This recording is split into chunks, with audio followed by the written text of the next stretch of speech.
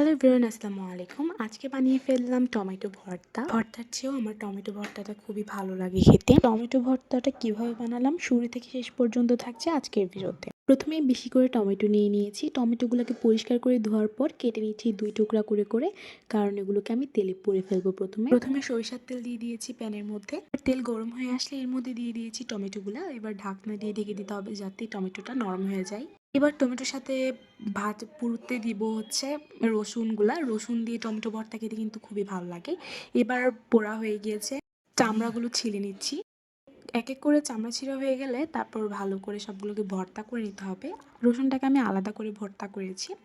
এবার ভালো করে সব কিছু মেখে নিতে হবে। আমি এখানে কিন্তু যে ছোট ছোট যে চিংড়ি মাছগুলো পাওয়া যায় শুকনা, সেগুলো কিন্তু ভেজে আমি পরিষ্কার করে নিয়েছি।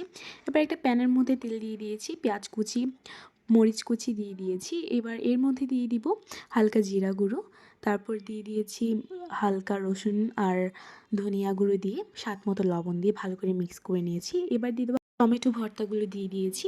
এবার দেওয়ার পর ভালো করে মিক্স করে নিয়েছি। টমেটো ভর্তা কিন্তু মাছ ভেজে দিয়ে খেলে কিন্তু স্বাদটা অসাধারণ হয়। এবার মাছগুলো দিয়ে দিয়েছি। এবার আরও ভালো করে মিক্স করে নিয়ে